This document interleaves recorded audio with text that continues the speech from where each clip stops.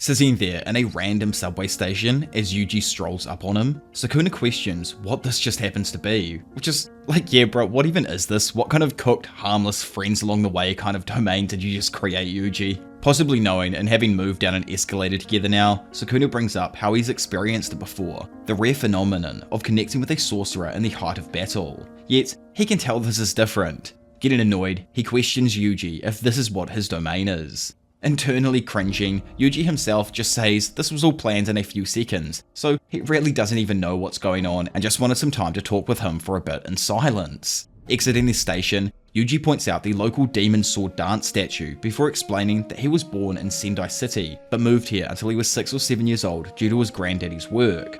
By the way guys, over these next few chapters, just pay attention to how often Yuji brings up his grandfather Wasuke Itadori. It's almost as if it's purposefully reminding us of what he said in his final moments, you know, back in the hospital there. Do you think Yuji will die in a similar way, or will things change drastically to the point where he's able to break this cycle completely?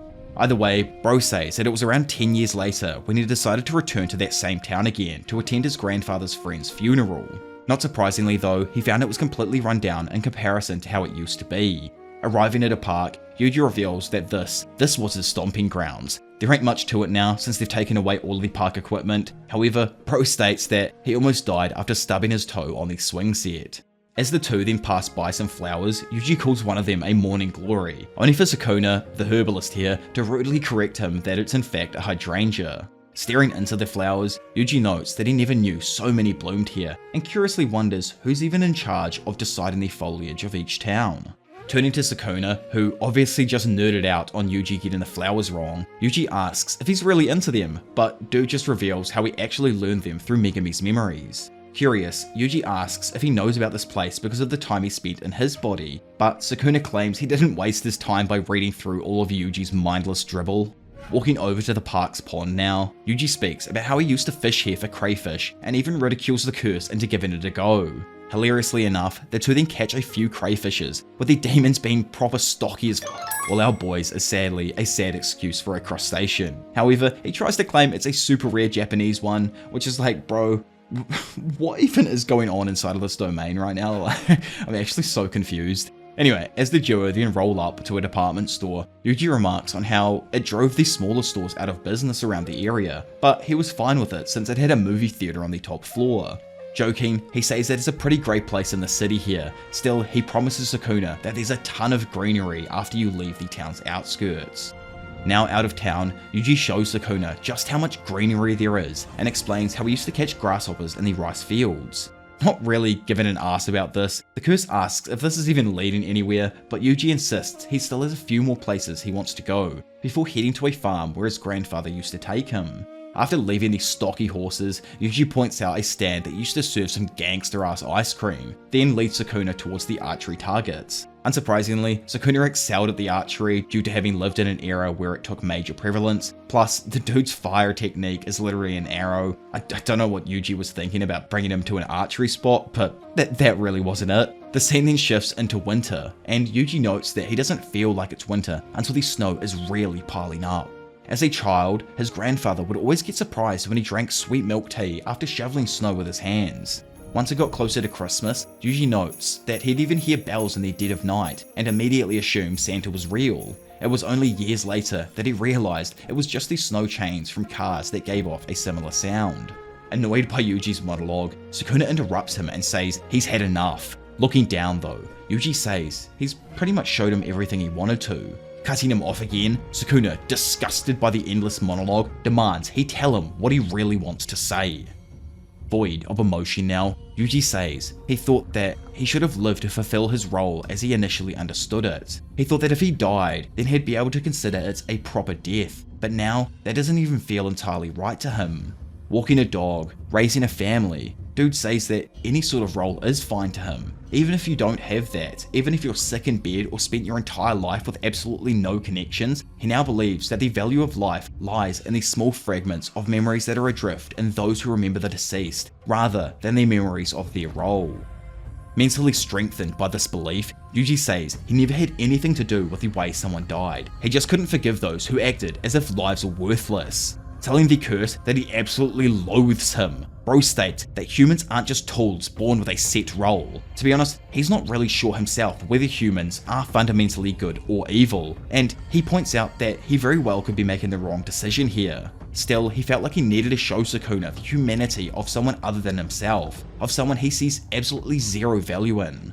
Pretty much, Yuji is dissing Sukuna, saying how he's gonna show him the value of life through him, someone he absolutely gives no shit about. Since day one, Sukuna has never addressed Yuji as Yuji Itadori, or shown him the respect he can sometimes show to other people. Either way, and understanding this himself, Sukuna says he doesn't feel a damn thing. All of this barking and constantly going on, yet the curse states it stirs nothing inside of him.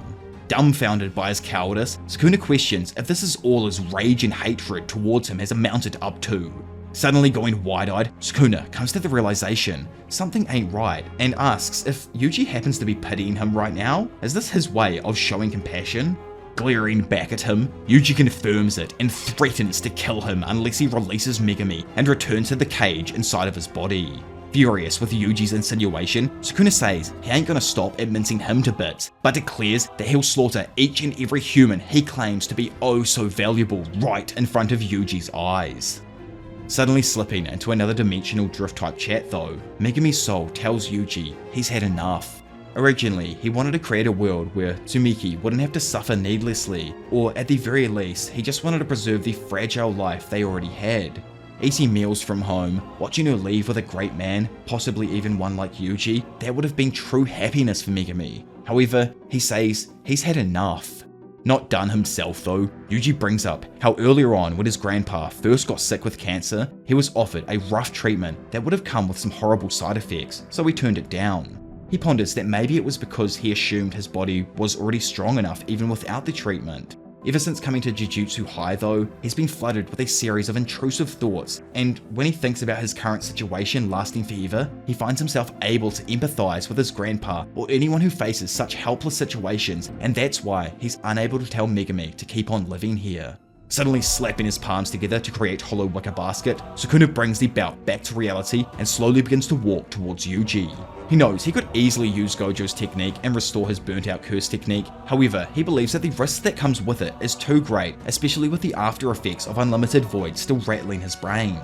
Unlike domains that manifest mental images, Hollow Wicker Basket has, I've been over in my, like techniques video and stuff, or domains video, and Simple Domain have weaker output and can only buy time for a sorcerer before inevitably being overpowered. However, Sukuna can offset this weakness by maintaining the hand signs after activating Hollow Wicker Basket, preventing the anti-domain technique from actually being overpowered. Either way, it's not exactly obvious what technique is still imbued into Yuji's domain's sure hit effect here, since all we've got so far are passing scenic locations from throughout his life. From what I've seen though, it reminds me a lot of Dagon's domain and how it was this kind of pretty environment everyone from Kenny's squad would just hang out inside of, obviously until he used his sure hit effect. So it'll be interesting, when it finally does happen, what Yuji's sure hit effect is.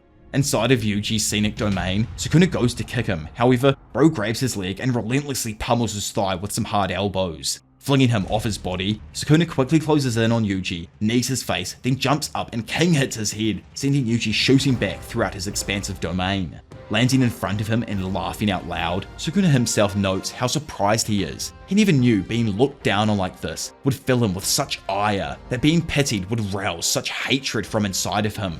Not content with just the brat, as he's been over so many times now, Sukuna swears to have every human on the planet reap the consequences of Yuji's actions. Shooting away to a familiar location though, specifically one from the hidden inventory arc, a young, just like back then, Megumi turns and asks, "What's up with that face?" Standing tall, a tearful Yuji says he'll be so lonely without him. Suddenly understanding what the freak his boy is actually telling him, and that his ass is about to get cooked if he does nothing, shadows burst forth from beneath Sukuna's left foot, catching him completely by surprise and causing him to partially drop down into the realm of shadows. So it turns out that after Maharaga was destroyed, Sukuna's 10 Shadow technique had ceased to actually function, meaning that the 10 Shadows technique here definitely came from Megumi. Unable to even fathom that Megumi actually fought back for the first time since Sukuna crushed his will, he realizes that Yuji's dismantle had breathed new life into him. Capitalizing on the slip-up, Yuji lands a fat right hook to Sukuna's face, sending him flying into a tree. Knowing that Megumi helped him for the first time in ages, Yuji smiles before eyeing his prey and charging at Sukuna through the snow. Getting in close, Yuji then lands a flurry of ruthless punches before quickly jumping back and kicking up some snow that obscures him slightly. Diving back in, he grabs Sukuna by his thick-ass dome, to which the curse does the same, and simultaneously, both absolute freaks of nature repeatedly punch each other's heads, until, eventually, the king gives in first. Physically shaken by the beating, Sukuna points out how Yuji's consecutive soul-rendering strikes cannot be healed with reverse curse technique, and that next, he'll attack his hollow wicker basket and shatter it. Suddenly, flying slashes slash apart the claw-like gauntlet on Yuji's left arm, revealing his actual arm underneath. Swinging again, our boy misses and notes that the demons obviously just use Gojo's recovery method. Whipping up his hands to activate his domain expansion, Sukuna's eyes suddenly widen as he realizes the armor Yuji had been wearing was covering 2 missing fingers on his left hand. In an unknown location elsewhere, at the top of a spiraling staircase, one of Sukuna's fingers is suspended in the air via wires.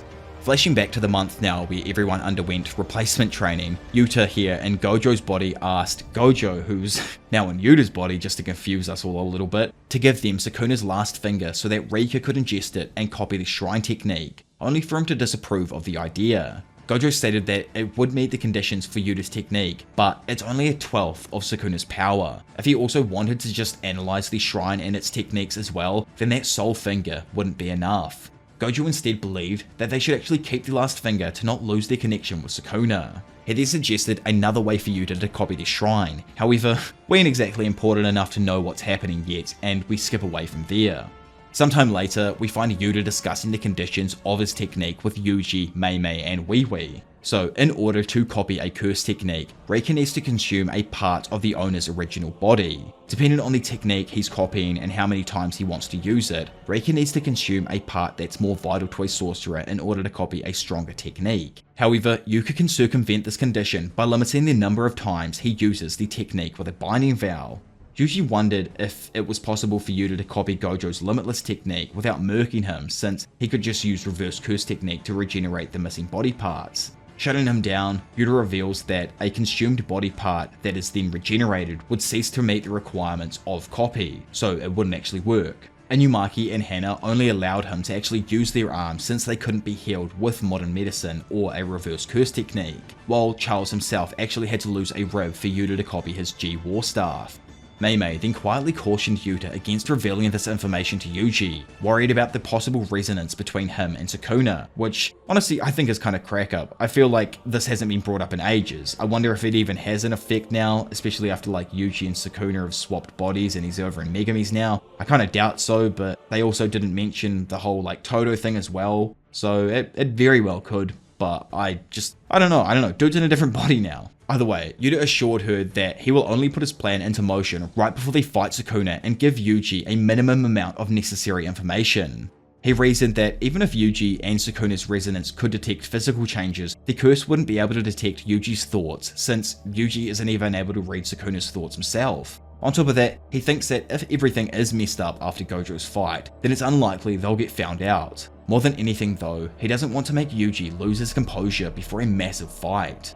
Looking at his boy, he says that even if he can't use this mantle now, Sukuna's technique is etched into his body. Gojo himself confirmed it with his 6 eyes. Obviously, the entire reason they're saying that is because, you know, Yuta needed to take the fingers, and at that point, obviously, Yuji hadn't been able to use Sukuna's technique, so Yuta's kind of just saying that, like, Gojo's already confirmed you have it with the 6 eyes, so let me take your fingers, bro, and I'm gonna mess him up with, like, your technique.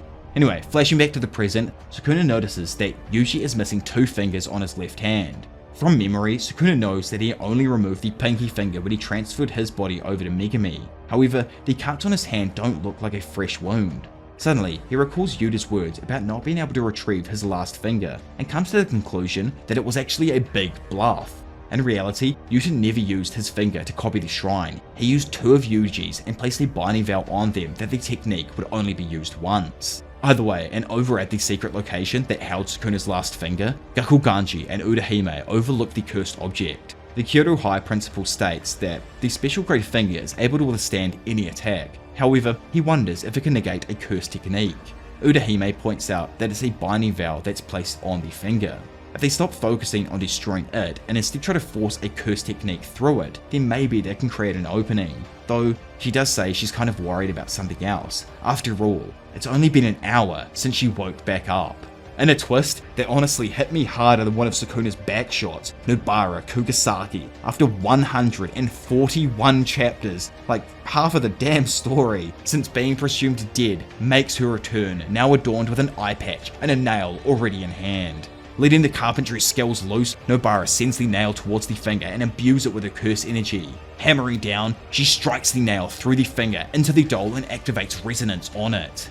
Back inside Yuji's domain, Sukuna's body explodes from the inside and multiple nails are sent bursting out of his chest. Recognizing Nobara's technique, a panicking Sukuna realizes that this is really freaking bad. Because of her attack, his technique was disrupted, preventing him from expanding his domain and now subjecting him to Yuji's domain's inevitable sure-hit effect. Pointing her hammer forth, Nobara smiles and jokes that she definitely caught his ass by surprise. Smiling with the knowledge that his friend is 100% alive, Yuji activates the domain's sure-hit effect and slices Sukuna's soul with dismantle before kneeing him in the face. So that there confirms that Yuji's sure-hit effect is a soul rendering dismantle for sure. Was super confused when he first opened up his domain and like nothing happened. But, you know, either way, jumping up, Yuji then lands a hefty right hook to Sukuna's face that forces him to throw up some of the fingers he ingested. As they trade some more blows, Sukuna remains confident in his own victory. From his perspective, Yuji has expended too much curse energy expanding this random domain, plus on top of that, he hasn't even been using a reverse curse technique to heal his wounds. Suddenly though, Yuji lands a glancing blow to the King of Curses' face that was quickly followed up by a double impact. Questioning if it was some sort of lag or something, Sukuna can do nothing as he's left open to Yuji, who states that it's time to end this cycle of curses. Throwing his curse energy imbued fist forwards, Yuji connects with a powerful uppercut to Sukuna's abdomen that triggers a black flash and finally knocks out history's strongest sorcerer. Slipping into an almost identical inner soul chat, except this time with Sukuna instead of Yuji talking to Megumi, Sukuna asks if he really thinks he can go on after everything that's just happened. He had his body stolen, murdered his own sister, turned away everyone who reached out to save him, and saved someone who ended up slaughtering thousands of innocent people. He tells Megumi to give up, just relax and let him do the rest from here.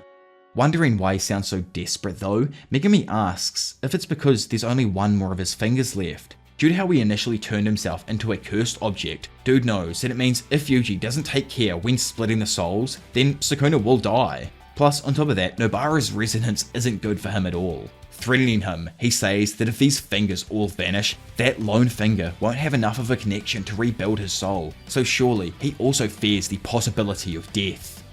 Megumi says he never intended to live a proper life. It sounds obvious now that he says it out loud, but there are so many more people than just him in this world, and for once, he wants to try living for someone else. Back in Shinjuku, Yuji's gigantic domain shatters, and simultaneously, Megumi is punched free from the grasp Sukuna once had over his body.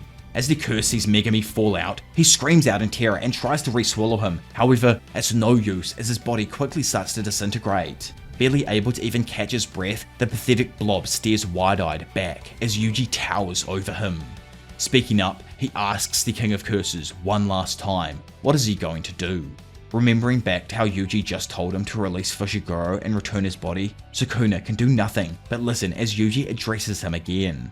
Picking up the garbage bag of a cursed spirit, Yuji Itadori tells Sukuna that he is him. They were both born into this world unconsciously shouldering curses, and what you turn into is entirely decided by luck.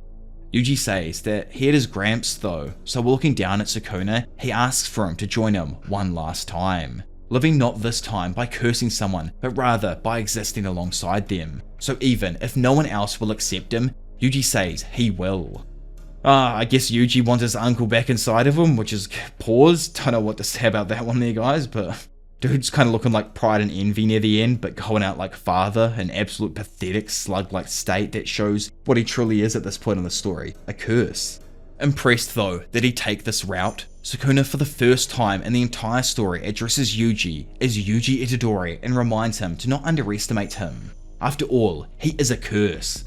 Skipping over to the other side of town, Ryomen, who, by the way, I apologize, I thought it was a chick. Turns out they actually go by they/them, Hikari asks them what they're gonna do. Orome though just says it's done, there is nothing more to do. In fact, the only reason they even lost to start with is because Sukuna was in an incarnated form. From their point of view, all these sorcerers were weak plebeians who just had luck on their side and narrowly escaped death by being born 1000 years too late. Grinning from ear to ear though, Hikari remarks that that's the highest praise a man like himself can get. Laughing in their final moments, Orome's body cracks and shatters into nothing more than disintegrating ice. Suddenly waking up in a random room, Megumi Fushiguro looks up to see two nutjobs in his room and questions what the hell they're up to. Yuji says he was trying to pull a Kugasaki Lives prank, just like they did way back in the past. God, I actually love this part so much. It's just Gege trolling us with this Nobara stuff here. But Nobara, after sitting down with the boys outside, then asks if they all thought the hottest girl around town was really dead, are they not going to wet themselves out of shock or cry tears of joy? Yuji jokes that he honestly did cry a little bit, but Megumi states he wasn't really too surprised since he found out while he was inside Sukuna. Which doesn't really make too much sense to me. Like, wouldn't you be surprised just as much as Yuji because you found out at literally the exact same moment? But I don't know, bro just has that Sasuke type personality. Moving past that though, Yuji then pulls out 2 letters that Shoko gave them and explains that they're from Gojo. Noticing that there are only 2 of them though, Yuji tells the others that he got to speak with him directly. I love that Gojo actually wrote these letters not even knowing if his students would ever come back, but you know, the faith that he had in them ran super deep and you know, he wrote these letters hoping they would obviously. Wanting to get the reading over and done with, Nobara opens hers first only to start awkwardly sweating. Interested, Yuji asks what it is and she says it ain't even a letter, it's just info on where her mum is and what she's doing, which is something she doesn't really care too much about. Hearing Megumi gasp then slightly giggle though, both Nobara and Yuji quickly jump up and immediately start harassing him for what was written down. Getting given the letter and happily reading it, the duo is then left shocked when they realise it's a major downer and can't even understand why he was laughing to begin with. Smiling and laughing though, Megumi says, it's all good. Funnily enough, it turns out that the letter was something I personally really wanted to see. It's Gojo telling his student that his father was Toji, someone he personally killed and buried. I don't know if it specifically says Toji, but surely Megumi understands it at that point. So that there is where I'm leaving things for now. What did you all think of like the ending of the Shinjuku showdown here? We've got like, I guess this tiny little arc that we're going to move into after, but you know, I'll speak more on that later. Did Yuji end up eating Sukuna? And we're going to get a final chapter that takes place 65 years in the future with our man in his final moments surrounded by his friends and family. To be honest though, I'm not a massive fan of how it skips away from where Sukuna dies to just Uraume dissolving and dying. It lacks a lot of explanation I think it deserves, and I felt like we really needed to see more of a battle between those two people. They had some of the biggest fan bases in the story, yet we didn't even get much from them, you know? Like this battle between them was supposed to be massive, yet it was kind of just like, we flash over there and they're like, yeah, Sukuna's doing his thing, he ain't gonna die. And then Hikari would be like, are you sure about that? What I personally want to happen in these final chapters is just for Yuji to live a long life surrounded by all of his friends. Maybe we get a montage of him like living his life out, him getting married to someone. Yuta doesn't need to actually survive for me to be happy at all. To be honest, I'd be more content if he didn't, since I like the weight of a pivotal loss in the story more, and his is extremely pivotal. At the very end though, I want to see that Sukuna was sucked up by Yuji, and then once he died, he was first and foremost surrounded by all of his loved friends and family, just like his grandfather wanted. And secondly, that the cycle of curses was brought to an end with his death, pretty much the finalization of Sukuna's end.